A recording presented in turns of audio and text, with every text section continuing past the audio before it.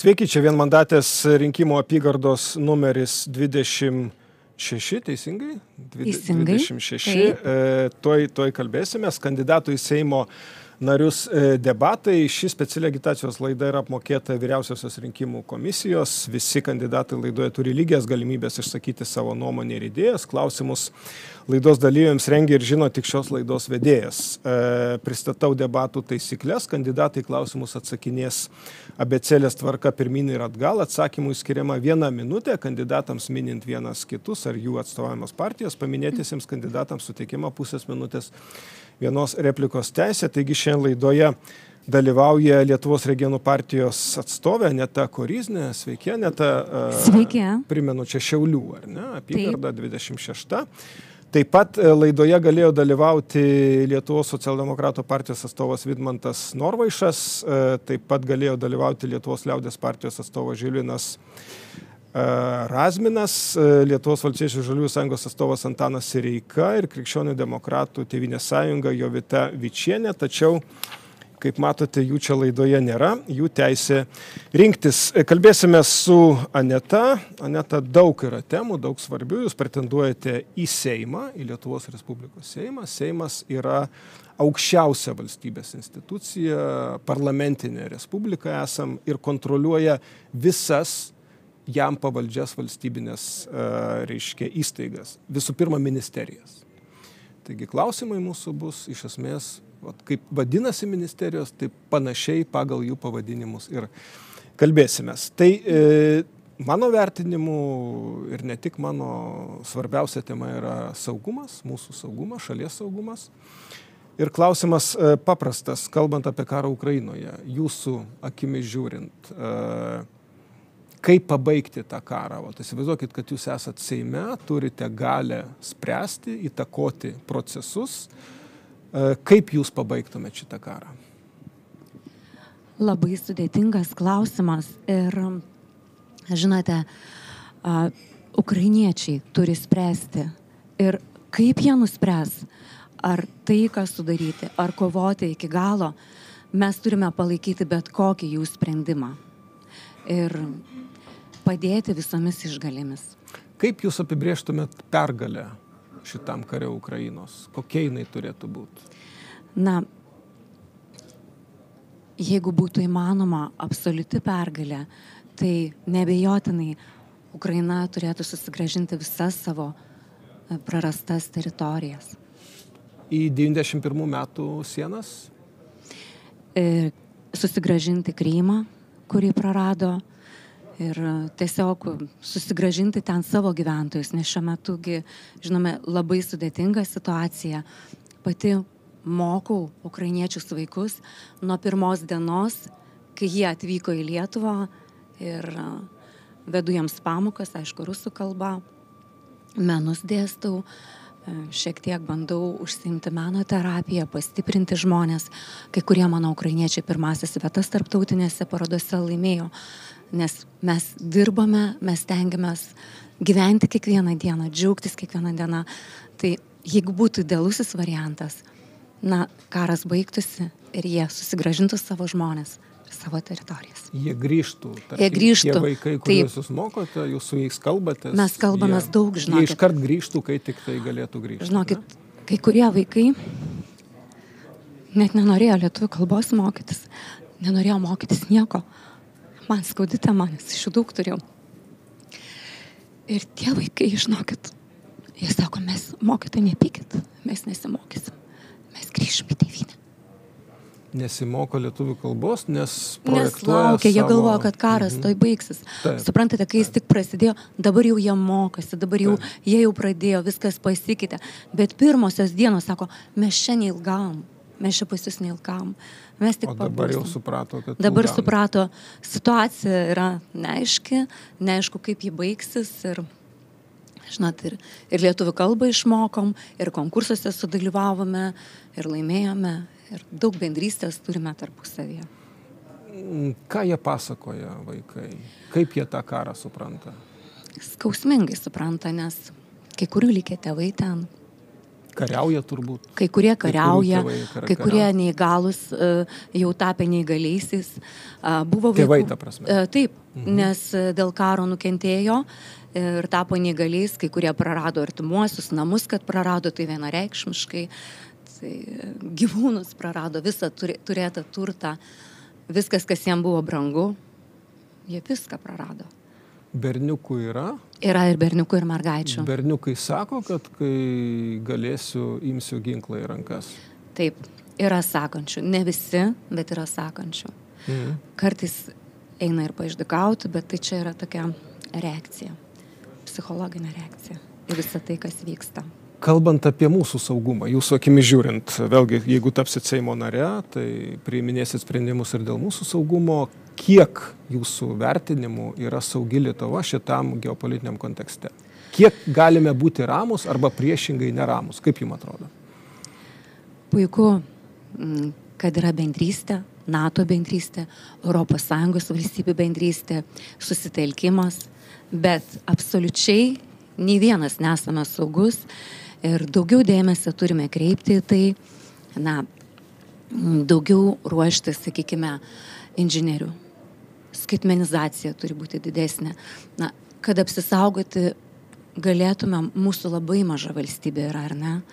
Tai mes turime gudrumų, mes turime diplomatiją, mes turime būti kažkokie kitokie, o nepajėgsime pulti ir kažin kiek pajėgsime atlaikyti, nes esame daug mažesni už ukrainiečius. Matote neišnaudotų galimybių diplomatijoje?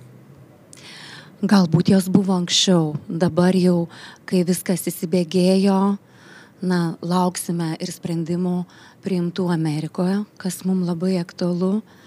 Rinkimų turite omenyje, rinkimų Amerikoje. Kuo baigsis rinkimai. Ar sprendimų leisti ukrainiečiams šaudyti į Rusijos teritoriją esančius karinius objektus? Žinot, galbūt tai būtų galimybė atsikirsti. Tai irgi. Jūs pritartumėt tokia galimybė? Skaudu yra, bet vis dėlto turbūt, kad taip. Nes jiems... Eskalacijos nebijot? Nes yra kritikų, kurie sako, eskaluosim. Aš žinau. Jeigu būtų galima diplomatiškai išspręsti, būtų pats idealiausias variantas. Bet šiai dienai mes matome, kad galimybės išsemtas, ar ne? Kodėl manot, kad nepavyksta diplomatiškai išspręsti? Šiandien nepavyksta. Priežastis, kaip manote, kur? Užsitęsia per ilgai. Per ilgai užsitęsia. Kiekviena pusė įsiskaudino. Yra daug skaudulių. Tiesiog, kuo daugiau skaudulių, tuo sudėtingiau išspręsti tokias situacijas. Taip? Taip. Kalbant apie NATO šalių pajėgų karinių įvedimą į Ukrainą, padedant ukrainiečiams gintis nuo rusų agresijos. Makronas tokią iniciatyvą iškėlė, tada atsitraukė. Dabar ta tema nuėjusi į antrą planą, bet ukrainiečiam labai būtų naudinga ir iš tikrųjų jie labai nori, kad taip atsitiktų ir jie nebijo eskalacijos, jie sako, jūs nebijokite, tegul bijo Putinas, ar ne? Maždaug tokia, jūsų manimų reiktų tokį sprendimą? Labai Jeigu, tarkim, sudėtinga. Seime, įsivaizduot, esat Seime, reikia balsuoti dėl NATO, taip. Lietuvos šiuo atveju karių įvedimų į Ukrainą. Kaip jūs balsuotumėte? Vis dėlto, žinokit, reikėtų tartis su komanda šiuo atveju, nes... Kokia komanda? Savo regionų partijos komanda. Ta prasme, su tais, su kuriais bus Seime. Žiūrėkite, visų pirma, reikia patekti į Seimą. Patekus, tai aš ir sakau, jeigu būsit, taip. Patekus reikia tartis su komanda. Ir kaip dauguma nuspręs, vienas negali rėkti ir negali reikalauti. Mūsų užsienio politika, jūsų vertinimų, 4 metų pastarųjų, dabartinės dar esančios valdančiosios daugumos, taisytina, jūsų manimų, tokia pat turėtų būti, jeigu, tarkim, būsit Seime ir turėsit valdžią su kažko koalicijoje. Jeigu taisytina, tai ką iš esmės taisytumėt? Taisytina, tai nebejotinai. Keistina? Keistina, taip. Kokiom kryptim ir ką? Vis dėlto gal pastaruosius metus buvo nemažai arogancijos, nemažai to tokio požiūrio kategoriško. Taip. Todėl kai turime kategorišką požiūrį, nelieka vietos susikalbėjimui. Kartais dėrėtų paimti pauzę. Paimti pauzę, įsiklausyti oponentą ir ieškoti konstruktyvių sprendimo būdų. Taip? Taip, o bendradarbiauti be abejotinas ir, sakykime, su tomis valstybėmis, su kuriamis bendradarbiaujame ir stiprinti vėlgi Baltijos seserų bendradarbiavimą, bendrystę įvairiose srityse. Taip, tai yra šaunu, tai yra būtina, bet tačiau yra ir koreguotinų momentų, taisytinų. Kokie? Verslas nukentėjo dėl santykių su Kinija, tokia mano nuomonė yra. Aišku, dėl santykių su Rusija irgi nukentėjo verslas. Taip, ir tai gerokai nukentėjo. Kol kas neįmanoma to pataisyti. Kol neatėjo kita valdžia, ar ne? Baltarusija? Vėlgi nukentėjo verslas, ar ne? Tai jūs taisytumėt šitos santykius su Baltarusija ir su Rusija? Labai sudėtinga būtų prie šios valdžios, kurią turi jie šiandien, ar ne? Minske ir Maskvoje. Taip. Labai sudėtinga. Bet yra valstybės, kurios taip pat turės rinkimus ir kuriuose reikia tikėtis, kad keisis ir aplinkybės ir žmonės keisis. Dėl Kinijos, suprantu, jūs keistumėt politiką, Taip. Gražintumėt santykius į tuos, kurie buvo iki šitos valdžios. Kad žmonės turėtų galimybę verslauti, kad žmonės turėtų galimybę atsitiesti, ypač kenčia regionų žmonės. Jūs Vilniuje gal to nepastebite, bet mes regionuose jaučiame, kad ir darbo užmokesčiai mažesni, ir galimybės siauresnės, ir mes vis mažėjame regionų sąskaitą, nes mūsų sąskaita pas jūs atsiranda žmonės arba išvyksta į užsienį. Ir labai gaila, kad kaimuose vis daugiau pravažiuojame apleistų sodybų. Toks sodybų tuštėjimo metas. Kaip ketinate gražinti žmonės į regionus? Kokiu būdu? Patrauklumą regionams. Tiesiog, kad žmonės turėtų aukštesnius darbo užmokesčius, kad turėtų galimybę kurti verslus ir tiesiog netgi skatinti šeimas, skatinti žmonės, kurie, sakykime, užaugino vaikus. Mūsų regionų partija ir turi tokią idėją, kad remti žmonės išauginusius vaikus nuo pirmo vaiko, tai mokėti savotišką priedą prie pensijos. Kodėl manote, kur priežastis, kodėl taip atsitiko, kad regionai tuštėja? Kur klaidos padarytos? Darbo užmokestis. Bet natūralu, kad Vilniui bus didesnis darbo užmokestis negu Širvintose, pavyzdžiui, ar ne? Suprantama, bet apie Širvintas gal ne aš turėčiau kalbėti. Aš kaip pavyzdį pasakiau. Taip, aš suprantu. Šiauliuose. Apie Šiaulius, taip. Neliko universiteto. Švietimo, jis sumažėjo, jisai yra. Žmonių neliko. Taip, nelieka žmonių. Žmonių nelieka dėl to, kad galimybės vis mažėja, mūsų darbo užmokesčiai mažėja. Ir mes traukiamės po truputėlį. Bet aš bandau suprasti, kur jūs šaknis matote tos problemos, kad taip vyksta. Nes kai šaknį randi, tada gali taisyti, ar ne? Taip. Tai kur ta šaknis? Kodėl mažėja? Kodėl į Vilnių važiuoja? Sakė dėl atlyginimo, bet Taip. Natūralu, kad Vilniui atlyginimas bus didesnis negu Šiauliuose. Negali būti kitaip. Berlyne dar didesnis atlyginimas negu Vilniuje. Todėl ir bėga žmonės.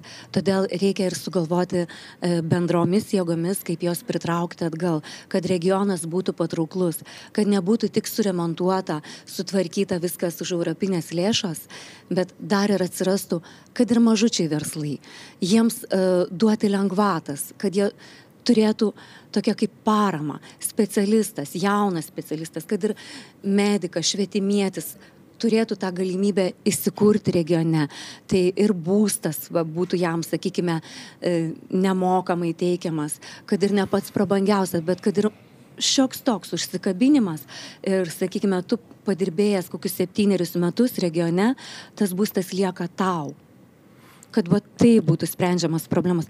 Tada žmogus užsikabina per tuos 7 metus, jis apauga įvairiais ryšiais ir jis lieka pas tave regione. Bet Aneta, tas jau dabar vyksta. Tas vyksta, bet dar aktyviau tai daryti, dar labiau skatinti. Nepadeda, kitaip tariant. Tai jau vyksta, bet nepadeda. Nepakankamai, turbūt nepakankamai. Daugiau patrauklumo visam tam. Nes iš tikrųjų, tarkim, gydytojų algas kai kurie regionai siūlo didesnės negu tam pačiam Vilniui. Ir vis tiek susiduria su problema, reiškia. Aš suprantu, bet žiūrėkite, Paimkite mokytojus. Mokytojai vienoje darbovietėje negali dirbti 1,5 etato. Turi važiuoti per 2 darbovietės, ar ne? Nes darbo užmokestis nėra pakankamai patrauklus. Suskaldoma, po truputėlį pamokų padaroma. Na ir va, ir tu keliauji kažkur, kur tau padarys vienoje vietoje. Arba kels darbo užmokestį. Tai nepabijoti šiek tiek pakelti darbo užmokestį. Jūs dirbate mokytoja? Taip. Kaip jūs sudurėt galus su galu? Dirbu 1,5 etato. 1,5 etato. Taip. Tai savo pavyzdžių pasakėte, ar ne? Taip, aš tiesiog savo pavyzdžių. Per kelias mokyklas? Per 2 mokyklas. Dirbu savo pavyzdžių, apsiginusi aukštus vardus, tiek iš abiejų specialybių. Stengiuosi nuolatos tobulėti. Buvo kelti dabar mokytojų atlyginimai, jūs tą pajutot? Ne, žiūrėkite, buvo kelti, bet dar jisai negautas tas darbo užmokestis. Darbo užmokestis... Nuo sausio? Tai čia nedaug pakėlė labai. Ar nuo spalio? Dabar spalio mėnesį mes gausim už rugsėjį. Tai pažiūrėsime ar pajusime ir kad ne visiems ir netolygiai bus pakelta. Bet jūsų pavyzdys rodo beveik kaip medikai, kaip kitų profesijų atstovai, jie tikrai dirba per kelias darbovietes. Taip ir yra. Ir jau tada jau visai normaliai susirenka. Na, nėra normaliai. Tu turi daugiau turėti laiko sau. Taip, tada laiko mažiau dvasiniam tobulėjimui, laiko šeimai, laiko savo asmeniniams poreikiams. Taip. Pailsėti, kad malonus ateitumai į darbą. Suprantama. Taip. Dėl tai, ką jūsų partijos pirmininkė kėlė klausimą, atsiprašau, ne pirmininkė, o vicepirmininkė, taip, vicepirmininkė Živilė Pinskuvienė, jinai kėlė klausimą dėl įtraukiojo ugdymo. Taip. Jūs irgi mokytoja esate. Vat šita problema, jinai visų aštrumu dabar nuo rugsėjo 1, nes jau tai reikia vykdyti, buvo 5 metai duoti tam pasiruošti. Kaip jūs identifikuojate situaciją? Ne tai, ką Živilė Pinskuvienė kalbėjo, apie tai galima bus vėliau, taip. Bet jūs, iš jūsų akimi žiūrint, iš jūsų patirties, kaip veikia? Aš jau praėjusiais metais turėjau atvirą klasę ir tų vaikelių įvairių yra visur. Turi ateiti su begalinė meilė į tą vaiką, su nuoširdžiu atsidavimu, kad galėtum su juo dirbti, kad galėtum priimti kitokį. Bet žinote, yra vaikai, kurie nesupranta, kurie turi negalią tam tikrą. Tai nėra bėda. Nėra bėda daugiau pasimokyti, daugiau laiko skirti, ar ne? Ar pritaikyti tam tikras sąlygas. Prastai matančiam, nematančiam, nejudančiam, prastai girdinčiam. Čia tu tai gali padaryti, bet yra ir tam tikri emocijų sutrikimai. Kuomet žmogus agresyvus, jis puola, jis tavo pamokos metu gali pulti, gali nesusivaldyti. Pati susidūrėt su tokiais atvejais? Ne, aš nesusidūriau, jeigu klausite. Bet jums pasakojo jūsų kolegos? Nereikia pasakoti, žinau. Viskas tvarkoj, bet tokių vaikų yra. Ant manęs nepuolė, tarkim. Bet vaikai, kuriuos mokiau, buvo, kad puolė ant kitų. Tai reikia spręsti tą problemą.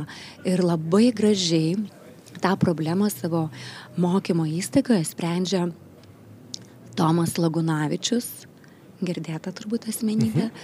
Ir jisai kalba, kuomet vaikas čia galbūt ir susijęs su tuo, ką mano partijos pirmininko pavaduotoja kalbėjo. Taip, na dabar aš jau kaip ir užsikrėčiau nuo jūsų ir perėmiau, ne taip pasakiau.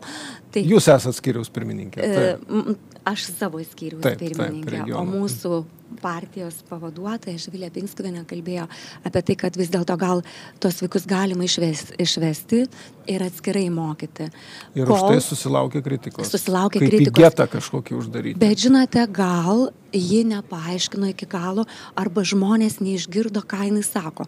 Ne visiškai ir ne į jokį getą, o tiesiog, kuomet tu netinkamai elgiesi, nevaldai emocijų, kol tu apsiraminsi, tu truputį turi pasitraukti nuo klasės. Tai vat, gerbiamas Tomas Lagunavičius jau tai turi ir taiko savo ugdymo įstaigoje.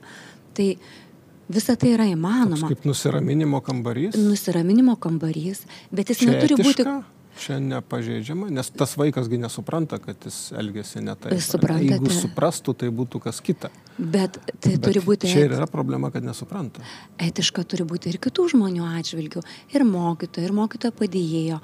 Ir tu trumpam išeini, apsiramini, padarai užduotėlę, kuri buvo, kai jau apsiramini, ir sugrįžti į klasę. Ir tas veikia?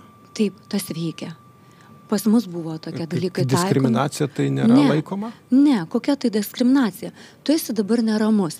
Ir kai tu esi neramus, tave jaudina aplinka ir kai tu trumpam išeini iš tos aplinkos, tu susitvarkai su savo emocijom ir viskas, ir tu vėl ateini, tu geros nuotaikos ateini, kad kitas nori ir atsiprašyti, kad čia va taip išėjo, apsikabinti, visko būna. Vėl ateina, kaip niekur nieko būna toliau. Vieną pamokėlę paimk, jisai norės sugrįžti. Vėl atgal. Norės būti su visais. Tiesiog trumpam. Nes jeigu mes laikysime ir žiūrėsime į pykčio ar visokius tokius priepuolius, tai mes kaip tik tą žmogų kaip ir pamatysime ir ne visai gražioj padėtyje. Ir vaikai susidarys nuomonę, gal nelabai tokią gerą, ar ne? O čia jisai vėl grįžta, nusiramino, vėl gražiai draugauja, vėl mokosi ramiai. Taip? Tai čia ne diskriminacija, čia tiesiog apsiramini. Čia lygiai taip pat kaip kokiam artimam žmogui. Nenori pasakyti blogo dalyko ir truputėlį.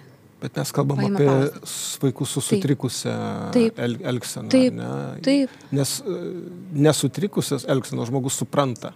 Taip. O čia jau jiems supras šiek tiek sudėtinga. Ir jie nesupranta, už ką jos baudžia, už ką jos išveda, ką jie netaip daro. Tai vad reikia kalbėtis, čia nebūsime, ramiai, kad mes netobuli, kad mes irgi visokie. Pasiruošta net tokiem atvejam jūsų manymu? 5 metai buvo duoti. Nepasiruošta. Tai kas trukdė pasiruošti, nes 5 metai buvo laiko ir pinigai buvo tam skirti? Bet matot, pinigai mokymams, tobulėjimui mūsų. Taip, švietimiečių, kaip asmenybių. Suprantu, tai dėl to jie ir turi būti pasiruošę bet turi tokiem dar ir vaikam. bazė būti. Ne kiekvienas gali, ne kiekvienas ištvers. Suprantama, taip. Tai vieniem pavyko, vieni susirado, susitvarkė, kiti nepavyko. Taip. Dar turi būti ir bazė, kur tu išvesi tą vaiką, kokie specialistai. Patalpos tam tikros. Ir patalpos atitinkamos. Ir kad ne pramoga išėjo, tu apsiraminti. Ir žmogus atitinkamas. Šalia kokio žmogaus tu apsiraminsi, o šalia kokio tu tiesiog dar ir lėsnis tapsi, ar ne? Ir kai apsiraminsi, kad prie tavęs prieitų, o dabar padirbėkim, kiek tu gali. Kad ne visi čia turi būti profesoriais, kad yra ir puikios kitos specialybės, ir labai reikalingos, ir labai reikšmingos. Jūsų mokykloje, kur dirbat? Mes stengiamės. Aš 2 mokyklose dirbu. Taip, mes stengiamės, mes iš viso širdies stengiamės. Bet yra dar. Visada yra, kur mums tobulėti, žinokit. Bet mes tiek iš širdies stengiamės, kad jūs neįsivaizduojat. Su kiekvienu žmogum dirbti. Svarbi tema, įdomu su jumis kalbėti apie tai, matosi, kad jūs labai arti tos temos. Taip. Čia jautri tema bet svarbi tuo pačiu. Šiek tiek keičiant temą netą, nes laikas senka, yra daug dar įdomių temų. Mokesčiai. Jūs, jeigu ateisit į Seimą, jūs turėsite spręsti ir mokestinę bazę. Taip. Lietuvos. Turim dabar tokią, kokią turim. Į detalės neeikim. Esminis klausimas, ką jūs taisytumėt? Jeigu taisytumėt dabartinę mokesčių sistemą, čia daug apie reformą kalbama, ten kalba, nepadaro, nespėja.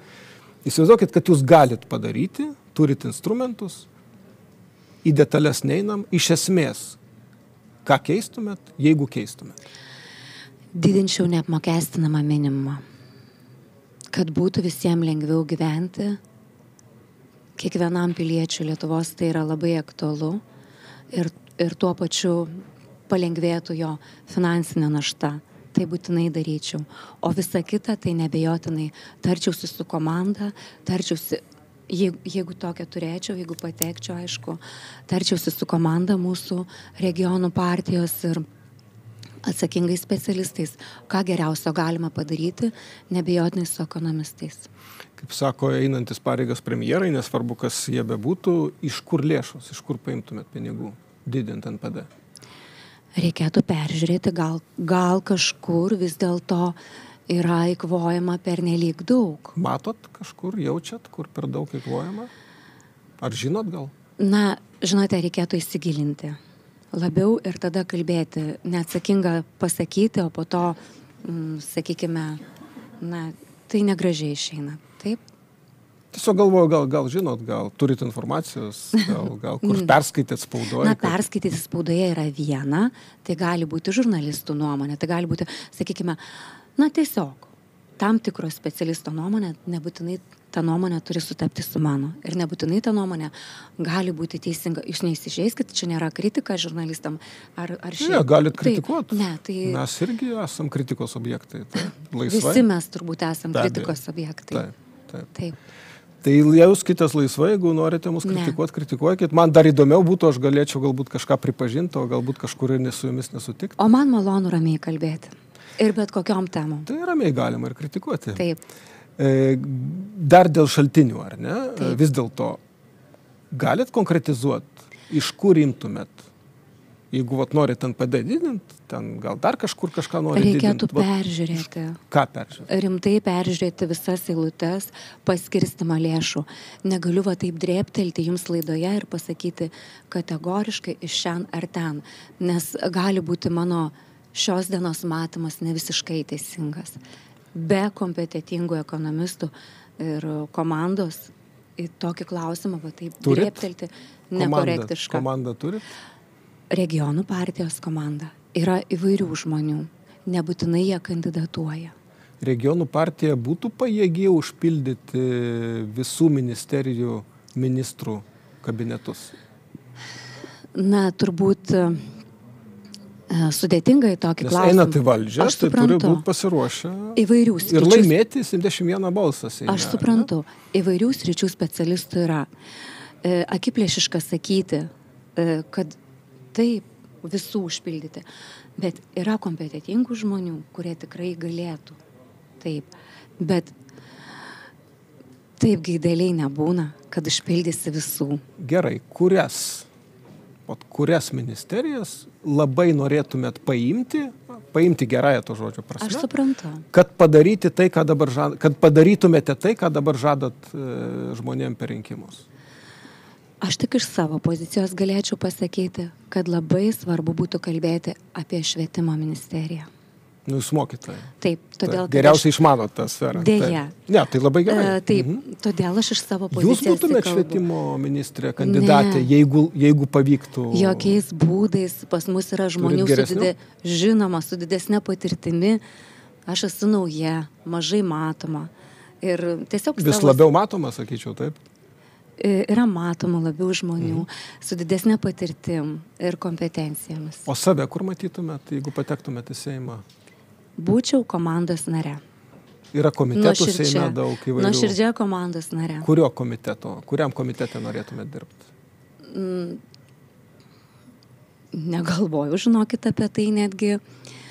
Yra regionų frakcija, su regionų komanda. Frakcija, tai aišku, čia atskiras dalykas, taip, čia jau vienareikšmiškai. Bet komitete, ne, ten sveikatos, ekonomikos, švietimo, kultūros. Galėčiau pretenduoti, nebent jeigu mane pakviestų į švietimo arba kultūros komitetus. Jums reiktų apsispręst patekus į Seimą, kiek žinau, Seimo nariai renkasi komitetus ir ten, jeigu ten nelieka vietos, tada jau ten kažkaip pasistumdo ir užsipildo. Nes kažkur lysti, kur tikrai gali patekti žmonės, kurie turi daugiau kompetencijos toje srityje, tai yra neetiška. Suprantama, taip. Visada geriausiai jautiesi ten, kur išmanai, supranti. Ten, kur tu pradėjai. Ten, kur gali atsinešti. Matot, kokia jautri tema buvo apie vaikus ir aš apie juos galiu kalbėti valandą. Socialinės apsaugos, ar ne, komitetas? Irgi suprantu, jums būtų artimesnis būtų kažkiek taip. Artimesnis negu švietimo? Ne. Labiau švietimo. Švietimietė labiau norėčiau būti, arba kultūrininkė, nes esu profesionali dailininkė ir dar poetė. Žinot. Nu, tai akivaizdu, kad kultūros tada, švietimo kultūros. Daugiau šitie. O į vykdomąją valdžią norėtume tai, tarkim, kultūros ministrė arba švietimo ministrė? Jaučiat tą tokį, žinot, vieni mėgsta svarstyti ir duoti nurodymus, o kiti mėgsta veikti. Tai jūs kokia labiau? Aš norėčiau įgyti daugiau patirties. Tai yra nekorektiška iškart šokti kažkur. Atvažiavus iš regiono, iš kalbu apie jūsų būdą, charakterį, ne? Jūs labiau veikimo žmogus ar kalbėjimo? Aš veikimo žmogus labiau. Tai jūs į vykdomąją valdžią? Aš labiau veikimo žmogus. Jeigu galėtumėte, eitumėte į vykdomąją valdžią. Nes aš turiu rezultatų pasiektų ir, sakykime, savo srityse. O yra žmonių, kurie jau daugiau metų yra Seime, ar ne, ir jie vertesni ten būti aukštesnėse pareigose už mane. Gerai, regionų partija pateikė iniciatyvą, dabartiniai jos, beje, yra frakcija Seime, susikūrė netaip seniai, dėl baudavimo, reiškia, mokytojus bauduoti, tai yra jūsų kolegas. Už taip vadinamą propagandą LGBT, žinot apie ką aš kalbu, suprantu. ar ne? Tai yra ta speciali programa, kur yra mokiniam šviečiama, kad yra visokių šeimų, kad yra visokių žmonių, kad yra visokių porų. Jūsų partijos lyderiai siūlo bausti piniginiam baudom tuos mokytojus, kurie jūsų supratimu skleidžia LGBT propagandą. Kaip jūs į tai žiūrit? Čia vėl labai sudėtinga atsakyti, bet atsakysiu iš viso širdies. Ir kaip partietė, ir kaip mokytoja. Kaip mokytoja, tai sutinku visokių vaikų ir juos visus myliu. Kokie jie bebūtų. Vaikų. Ir tie vaikai jau būna, kad priėmė tam tikrus sprendimus ir save... Suaugę vaikai, ar ne? Paaugliukai, taip, turiu omeny paauglius. Taip, kurie jau save supranta, kad jau save priskiria kažkur. Tokie, kokie yra. Tai tu ir priimi jį tokį, koks jis yra. Aš manau, vis dėlto, žinote, tu priimi žmogų visokį. Tu jį gerbi, jį myli. Jis pas tave randa užuovėje, kai kitai tyčiojasi iš jo. Bet per daug apie tai kalbėti nėra gerai. Šeimos apsisprendimas yra, suprantate, koks vaikas bebūtų, kokį mes jį beturėtume, mes jį turime gerbti, priimti. Bet va šeimos apsisprendimas papasakoti savo šeimos rate, vadovaujantis savo šeimos tradicijomis, kokie tie žmonės, kokie jie skirtingi yra, kaip mes juos turime priimti. Mes jau užaugome, mes jau priaugome prie to. Mokykloje tai yra gal perteklinis dalykas, va būtent šita tema. Galbūt kiti vaikai, kurie jie jaučiasi nejaukiai ir šeimos jaučiasi nejaukiai. O mes tuos kitokius vaikus, mes juos priimam. Ir daugelis vaikų, jeigu pamatys mane per televiziją, kurie yra kitokia, jie pritars. Sakys taip, po šitą mokytą atėjau, verkiau, pasakojau. Na, baudos gal labai daug, bet... Nepritartumėt baudom? Ne baudom. Matote, čia labai sudėtinga, aš sakiau. Bet čia svarbu turėti poziciją. Bet čia labai svarbu. Reikia išlaikyti vieną poziciją. Viskas sudėtinga yra. Taip, reikia kalbėti apie tai, kad gal stabdom tą pernelyg kišimą, brukimą, bet gerbiam tos kitus žmonės. Mes gerbiam tos kitus žmonės. O kas yra brukimas? Per švietimo sistemą. Kaip pasakai, kad visko yra, tai yra brukimas? Daugiau būna, ne tik pasakai. Kaip jūs suprantat brukimą? Vaikai per daug išgirsta, nejaukiai jaučiasi labai. Tie kiti vaikai. Kurie kiti? Kurie tradiciniai ar netradiciniai? Tradiciniai. O ir netradiciniai, žinokit, ir jie dauguma? Ne, jiem nemalonu. Jiem nemalonu, žinokit. Ir šeimoms nemalonu sužinot, kad yra kitokių? Jie žino.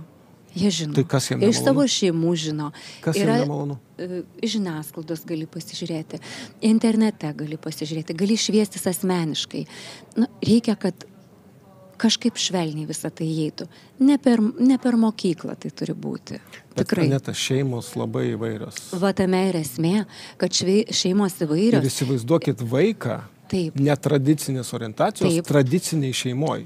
Jis žinau, nekalba su tėvais. Žinau, kad nekalba. Ir jis tada tikisi mokykloj, mokytojo supratimo ir paaiškinimo jam, kad jis yra lygiai toks pat, šiek tiek kitoks, bet lygiai toks pat. Jis žino, kad jis yra kitoks, bet jis nėra, bet lygiai toks pat, nėra blogas, nėra kitaip tariant, ar ne? Kad yra įvairovė tų žmonių. Taip. Tai ateina pas tokį žmogų kaip aš ir žino, ir pagarbą gaunu. Ir tokių žmonių yra pakankamai, kuris tave ir paguos. Ir mes visi supratimą tą turim, bet ne per pamokas braukti. Jeigu pamatysi, kad ašarą braukia, tai tu ateisi, apkabinsi, nubrauksi tą ašarą žmogui. Jūs labiau už tokį individualų pokalbį. Nereikia brūkti. Jeigu žmogus blogai jaučiasi, jis ateis ir pasisakys. Ir visi tie žmonės pasisako. Ir daug kas matosi. Ir žinokit, tie kitokie netgi atranda, kad jiem dėstoma va ta informacija. Visai ne taip. Ir sako, visai ne taip išaiškino, ne taip, kaip aš esu. Ne tai, koks aš esu. Ir taip toliau. Sako ir tokių atvejų. Visokių atvejų yra. Per mokyklą tai nereikia daryti. Jūs iš vis būtumėt prieš tą švietimo dalį, nes jie patys apsišviečia, suprantat, jie patys taip, dabar galimybės yra aišku, atleiskit, kad aš taip sakau, bet vaikai žino daugiau už mus tuo klausimu. Ir jie sako, štai, sakė tą ir tą, tas ir tas. Suklydo, visai ne taip sakė, todėl kad pasiskaitė, pasidomė, o jie žino, jie tuo gyvena, suprantate. Ir per pamokas to nereikia. Tai yra šeimos apsisprendimas, tai yra pagarba visiems, ne tik tiems, kas, sakykime, ar mažuma, ar taip toliau, visiems, visai bendruomeniai, reikia gerbti visus. Partnerystė jūsų manimų, čia kur klumpa šitas Seimas ar ne, yra ten kaip ir turėtų jie programoje net įrašyta šitos vyriausybės, bet trūksta balsų įteisinti partnerystę, ne tik, tarkim, netradicinės orientacijos, bet tiesiog partnerystė, tarkim, vyro ir moters, ar ne, kurie nesantuokos sudaro partnerystę. Ir tai irgi padėtų toks įstatymas. Kaip jūs būtumėt, kokia jūsų pozicija? Bet žinot, aš gimiau tarybiniais laikais, 1979-aisiais. Santuokoje tėvų. Pakrikštijo mane tais pačiais metais. Jokių čia tokių, kad pasirodymas, kai 90-ieji prasidėjo ir visiems populiaru ta religija, tikėjimas, pradėjo bažnytinės santuokas provokuoti ir taip toliau. Ir krikštytis visi masiškai. O mane tarybiniais laikais, be niekur nieko, taip? Pakrikštė? Taip, tik gimusi. Ir viskas, ir niekur nesislėpė, viskas tvarkoja. Ir, žinot, ta partnerystė, aš galvoju apie ją. Ar tai taip reikalinga, ar negalima kažkokiais kitais būdais išspręsti, sakykime, palikimą, ar ne? Aš, tarkim, priežiūra vaiko, ar ne? Ar medicinį. Visą tai gal galima teisiškai apiforminti. Aš numatau, kad šioje valstybėje, sakykime, nėra galimybės sudaryti partnerystės ir jeigu jie stringa, tai tokiu atveju spręskime per teisinę prizmę. Ateikime, susirašykime, kaip mes įsivaizduojame, ko aš tikiuosi iš savo antrosios pusės. Nesvarbu, ar tai vyras ir moteris, ar tai moteris ir moteris, ar vyras ir vyras, kas ten bebūtų, kad gelbėti tą situaciją ir kad per daug, jeigu mes negalime niekaip kitaip išspręsti, teisiškai. Jūs ieškotumėt būdų, jūs nekeistumėt konstitucijos, neprimėtumėt specialaus įstatymo. Kol kas ne. O esamų rėmuose taisytumėt kažką, kas lengvintų padėtį. Lengvintų žmonių padėtį. Kad ir, sakykime, ir informaciją gauti medicinos įstaigose, sakykime, gydosi. Čia svarbu. Nesakys, kita pavardė, kas tu toks. Taip, gal iš gatvės atėjo, gal kažkas informaciją renka nekorektiškai apie žmogų. Taip. Maža kas, kokių čia būna. O čia viskas surašyta. Nelaimės atveju. Tu gali gauti informaciją. Nelaimės atveju tu gali paveldėti. Nelaimės atveju tu gali vaiką imti, globoti. Bet visą tai reikia su teisininkais persižiūrėti. Aišku, tai kainuoja, bet gelbėtis iš situacijos įmanoma. Ir šiandien įmanoma gelbėtis. Kaip mokytojų dar klausimas. Rusų kalba. Taip. Jūs pati paminėjot, kad ukrainiečius rusiškai mokėme, kalbatės. Jie kitaip ir didžioji dalis. Natūralu, mes greit neišmoksim ukrainiečių, jie greit neišmoks lietuvių. Suprantama, šita situacija visiškai aiški. Bendrai dėl rusų kalbos mokyklose, kaip pasirinktinės kalbos, užsienio kalbos. Žinote dabar, kokia diskusija vyksta, ar ne? Vyksta. Žmonės nori rinktis vokiečių, negali, jiems siūlo rusų, reiškia. Nori ispanų, nori prancūzų, nori vokiečių ir taip toliau. Šiais metais, 2024 metais. Kaip vertinate tokią situaciją? Jinai taisytina, normali, nenormali? Žiūrėkite, dalis ukrainiečių, kurie atvyko pas mus pirmosiamis karo dienomis, jie net nemokėjo ukrainietiškai. Jie gal buvo iš tų vietų, tų Ne apie regionų. tai, Aneta, ne apie tai. Aš suprantu, aš noriu pasakyti, į čia kabutes, kitas momentas. čia į kabutes. Gerai. Apie dabar mūsų vaikus kalbame, Žinokit, rusų kalba. Aš manau, kad turi likti kaip variantas. Kaip pasirinkimas. Kaip pasirinkimas būtinai turi likti. Kodėl? Buvo Antrasis pasaulinis karas. Mano močiutė pateko į koncentracijos stovyklą Vokietijoje, taip? Ir jei būtų nemokėjusi vokiečių kalbos, tai būtų labai sudėtinga. Tas kelias iki Jai Vokietijos. lengviau buvo mokant vokiečių kalbą, jai jų buvo koncentracijos lengviau ir jai buvo lengviau gelbėtis, kad ateina sąjungininkai, kad galima bėgti ir taip toliau. Visą tai santykis su tais vokiečiais, kurių buvo ir be galo pozityvių žmonių, kurie gelbėjo, taip? Tai lygiai taip pat rusų kalba. Tai gali būti ir išsigelbėjimo būdas, tai gali būti ir alternatyva. Kuo daugiau kalbų mokėsime, tuo geriau. Tikrai. Uždrausti rusų kalbą? Tikrai ne. O įvesti daugiau kalbų pasirinkimo? Tikrai taip. Tai nėra minusas mokėti. Jūs čia taip, žinot, apie ką aš pagalvojau? Jeigu baigėt mintį. Gerai, baigėt mintį? Žinoma. Močiutė, koncentracijos stovykla, vokiečiai, taip. Rusų kalba, vokiečių kalba pravertė, tai suprask, kad rusų kalba gali praversti. Jeigu mūsų išveš rusai į Sibirą eilinį kartą, aš taip supratau, būtų, jei nebūtų. Jeigu blogai supratau, pataisykit mane. Aš tik norėjau pasakyti, kad žmogui pakliuvus į blogą situaciją, aš kaip pavyzdį jums pateikiau, į blogą situaciją tai padeda komunikuoti, padeda išsigelbėti, tai padeda ieškoti variantų. Galimai situacija keisis ir ten. Keisis kad Rusija valdžia. Normalės. Žinoma, reikia to tikėtis. Žinoma, kad keisis. Mes turime vilčių turėti visada. Ir tikėti, kad reikės komunikuoti vienaip ar kitaip. Ir bus patogu, jeigu bus žmonės, kurie gebės tai daryti. Taip? Supratau mintį. Ne tai, kad mums baigsis lygiai taip pat. Neduok tu Dieve. Taip, aš taip irgi ne dėl to, bet tiesiog, kad nebūtų nesusipratimo. Ne, nėra nesusipratimo. Kažkas iš žiūrovų galėjo pagalvoti panašiai kaip aš. Jūs paklausėt, nes maža, kad žmonės klausėsi, gal aš ne taip, ką pasakiau. Tai labai gerai, kad patikslinot, nes mano pareiga yra patikslinti tai, ką jūs kalbate, kad neliktų dviprasmybių. Ir užsieniečius mokyti, ta kalba padeda, ar ne, tarpinė kalba. Taip.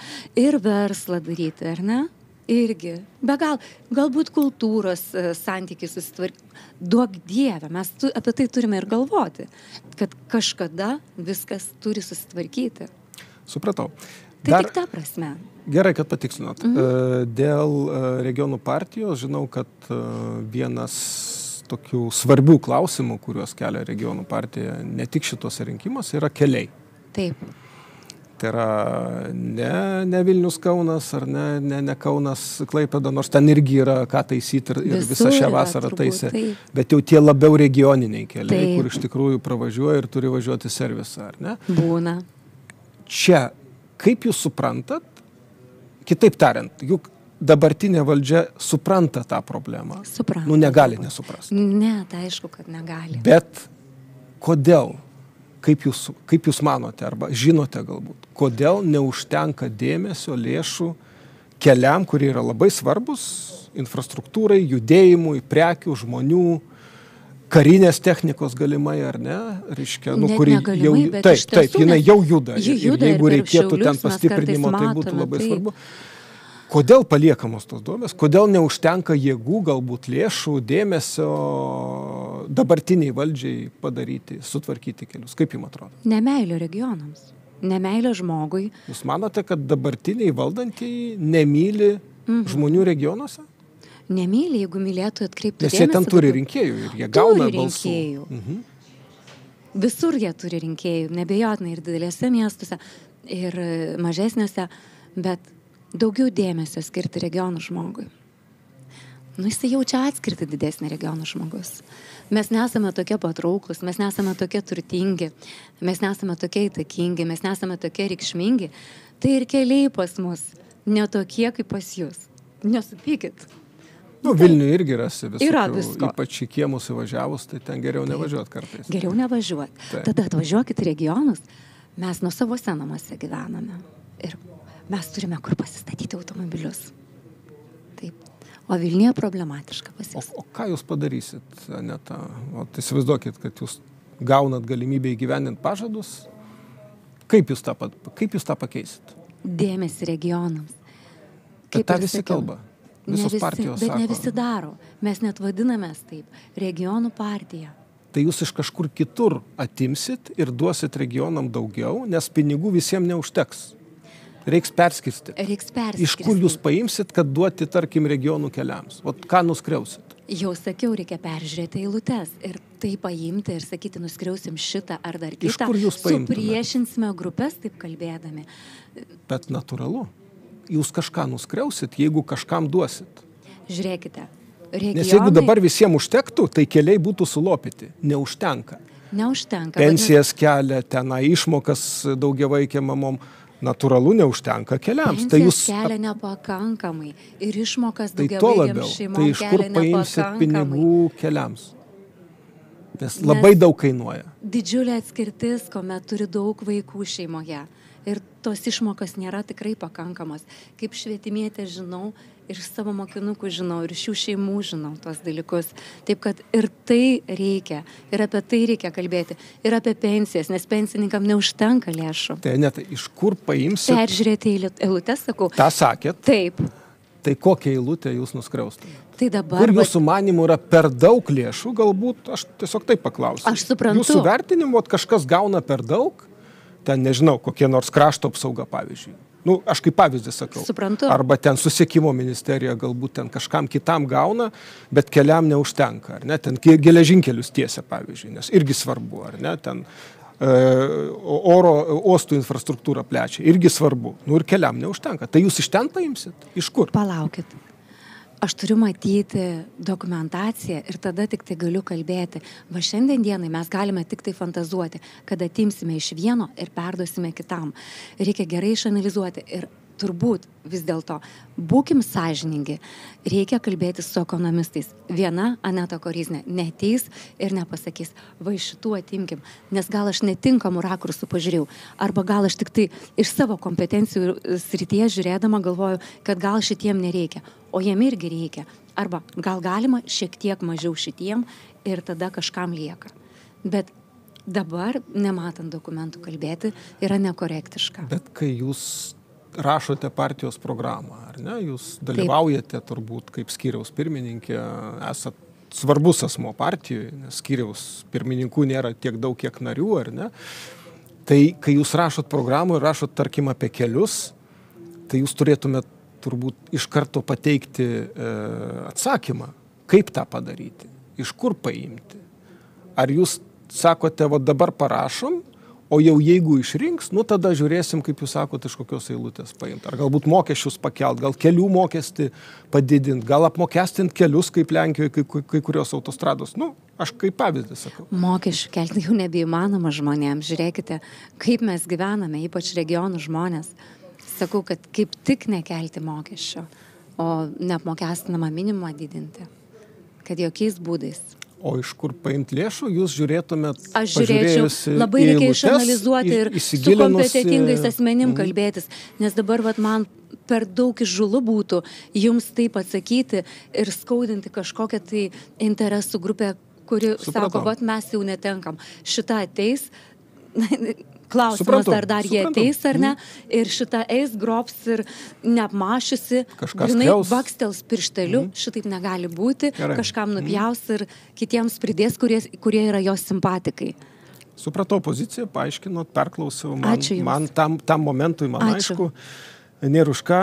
Dar svarbus dalykas, tai yra kultūra, ar ne? Jums yra artima sfera, jūs dailininkė, kaip pasakėte, bet tokį galbūt politikos kontekste apie kultūrą. Gerai, tai yra istorinė atmintis.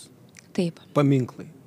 Sovietinio periodo paminklai, prieškario Lietuvos, tarpukario Lietuvos veikėjų įamžinimas, tarkim, Kazys Škirpa, ar ne, reiškia, kuris neabejotinai istorinė figūra, tačiau Birželio sukilimas, žydų pogromai, Taip. jo vaidmuo. Dvi pusės yra, ar ne? Taip, kabina Tos lentelę, asmenybės. tada nulupa, Taip. žinot, Atsimenu tą istoriją. Salomėjos Nėries. Taip, sudėtinga Dar kita vėlgi. istorija, ar ne? Kitas atvejis. Koks jūsų požiūris į istorinę atmintį? Na, matot, labai vėlgi sudėtinga kalbėti apie kūrėją arba, kaip sakėt, istorinę asmenybę. Ir tie paminklai, kurie yra, jeigu bendruomenė, sakykime, nusprendžia, kad tas paminklas, duotąją bendruomenę skaudina jo buvimas, dauguma, visada turi spręsti dauguma. Tai gal galima jį perkelti į atitinkamą... Dauguma visada teisi?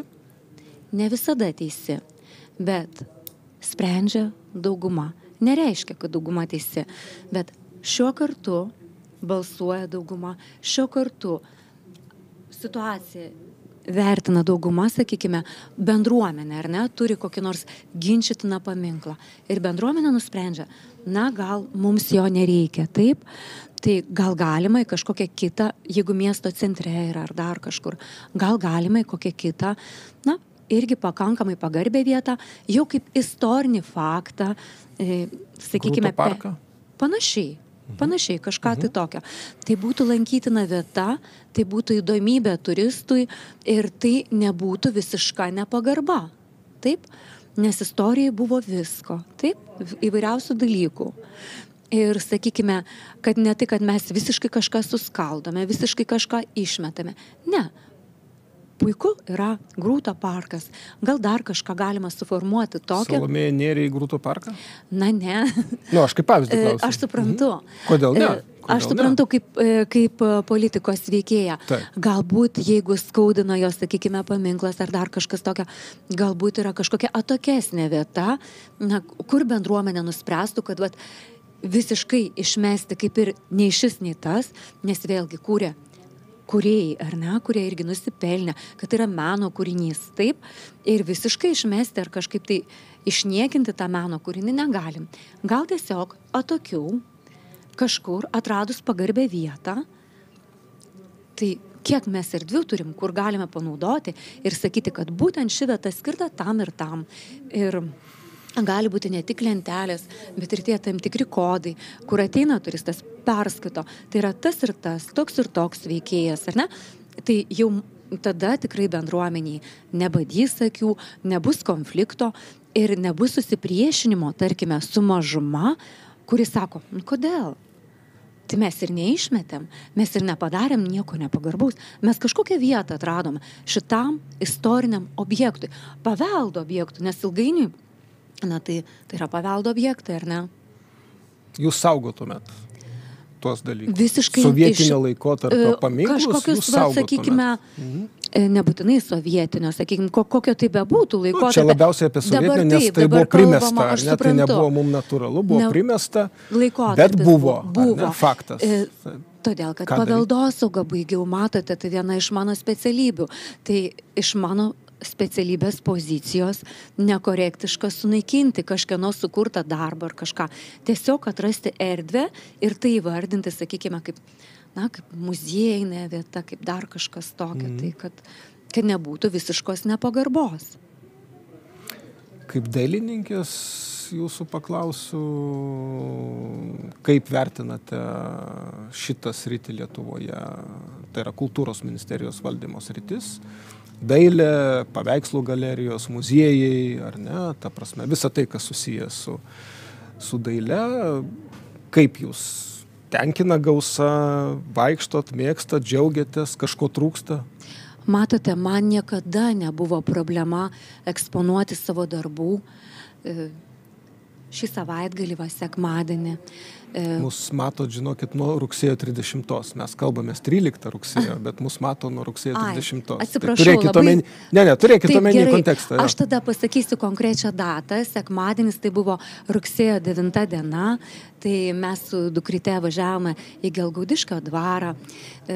Ten eksponavome Šiaulių krašto bajorų 30-mečių skirtą parodą. Taip pat savo asmeninius darbus išeksponavau šiame dvare ir padėjau LBKS kolektyvui išeksponuoti garbių menininkų kūrybos darbus, lygiai taip pat. Tai kur tik nori eiti, ten ir gali eksponuoti. Aš nežinau, man niekada nei vienos durys neužsidarė. Gal dėl to, kad aš toks paprastesnis žmogus, gal dėl to, kad aš galiu... Nekelia didelių reikalavimų. Aš galiu eksponuoti savo darbelius ir Seime. Eksponavot? Eksponavau. Ir galiu eksponuoti sinagogose, ar ne? Galerijose, dvaruose, lygiai taip pat bibliotekose, bendruomenėse. Man nėra mažų galerijų. Net esu eksponavusi kavinėse. Žinokit, nejaučiat jokio komplekso? Ne. Kur? Reikia būti paprastesniam. Tada labiau pasieksi daugiau žmonių. Tada tu ir pasieksi matomumą žmonių, meilę žmonių, pagarbą žmonių. Ir, žinot, ir tave pakvies, ir maži, ir dideli. Ir negėda, ta prasme, kad tu kažkur nelabai garsioje galerijoje, ar bibliotekui, ar ten, kur tavo mokinukai eksponausi ir tu eksponuosi. Tai kaip tik yra bendrystė, tai kaip tik yra tai, kad tu ateini pa žmogų. Kur tave pakviečia, ten tu ir eini. Ten, kur jautiesi reikalingas? Ten, kur jautiesi reikalingas. Jauti tą. Svarbus. Ir atitinkamai jauti atgarsį. Taip, ir tam ta tikrą tokia bendrystė, tokia Taip. pasitenkinimą. Nereikia tos pompastikos. Nežinote, tie, kurie eksponuojasi tik tai prestižinėse galerijose, tai jie retai eksponuojasi, ar ne? O aš nuolatos. Aš nuolatos ateinu pa žmogų. Ir man, kur pakvies, aš ten ir ateisiu. Ir būsiu dėkinga, kad pakvietė. Baigiantis, Aneta, dar kelios minutės, toks biški šuolis į kitą temą, bet esame ES nariai ir yra diskusija. Taip. Ar ES kaip tautų, kaip valstybių sąjunga, tolesnis vystimasis ar ne, toks, kaip čia pasakyti, atskirų valstybių sąjunga, bet su tam bendra ten ekonominė erdvė, bet labai aiškiai su nacionaliniam valstybėm. Ar tokia Jungtinių Amerikos valstijų modelis, kur iš esmės ten tautos ištirpė, bet tai yra galingiausia valstybė pasaulyje, ir suprantam, kas yra Amerika. Jūsų kokia vizija Europos Sąjungos? Kokią labiau matote ir mums naudingiausia, ar ne? Ir kaip tautai, kaip išlikimo klausimas, bet ir saugumo klausimas. Nes įsivaizduokit, jeigu mes esame, reiškia, mažiau federalinės Europos dalis, mes esam labiau, reiškia, europiečiai negu lietuviai. O dabar mes labiau lietuviai negu europiečiai, ar ne? Ir lietuviai, ir europiečiai. Bet tarkim, kodėl prancūzai arba kokie portugalai čia turėtų mus skubėti ginti, tada jiem kyla klausimas, ar ne? Kokį jūs matote ES raidą, kuria kryptim? Mes turime išlaikyti savo tradicijas, mes turime išlaikyti savo identitetą ir būti bendrystėje su kitomis, aišku, ES šalimis, neatsiribojant, neatstumant to, ką jie mums duoda, bet savitumą ir įdomumą turime turėti tą tokį. Ir žinokit, mes dar įdomesni būsime, išlaikydami savo, ateidami su savo specifiniais dalykais, kas yra mum, prigimtiniai tokie, iki pat širdies gelmių išliekantis dalykai. Mes jiem įdomus būsim, mes jiem vertingi būsim. Mes tiesiog parodykim savo nuoširdumą, savo paprastumą tokį ir jie gins, ir mes eisime, ginsime juos. Ir supras, kad ta bendrystė yra ne tame, kad mes norime savo tradicijas išlaikyti. Nieko blogo. Mes išlaikysime savo tradicijas, bet būsime bendrystėje ir toje sąjungoje su jais. Aišku, priimsime ir jų naujoves ir pasinaudosime kai kuriomis. Galbūt ir jie gali pasinaudoti kažkuo, ką mes atsinešėme iš praeities. Aš tiesiog dar daugiau įgaliojimų atidavimo Briuseliui, bet daugiau saugumo ir gerovės, vienas kelias, kitas mažiau saugumo, mažiau gerovės, bet daugiau savarankiškumo. O tą aš bandau suprasti. Koks jūsų, kokia vizija? Savarankiškumas mums yra reikalingas. Galbūt tai nepriešinama, kaip aš dabar paklausiu. Tai neturi būti priešinama. Taip, aš sakau, individualumas, savarankiškumas, savastis, mes galime būti įdomus, mes galime kažko patrauklus jiem tapti. Jeigu mes neateisime su arogancija, o ateisime paprasti, nuoširdus, jie mus geriau priims. Ačiū. Buvo įdomu kalbėtis. Primenu, kad laidoje dalyvavo Saulės Šiaulių apygardos kandidatė, Lietuvos regionų partijos atstovė Aneta Koryznė. Baigėme laidą. Jei ką praleidote, visada galite matyti jums patogių laikų. Tų laidų bus daugiau. Sekite portalų informaciją, ateikite rinkimus, nebūkite abejingi, balsuokite. Iki kitų susitikimų.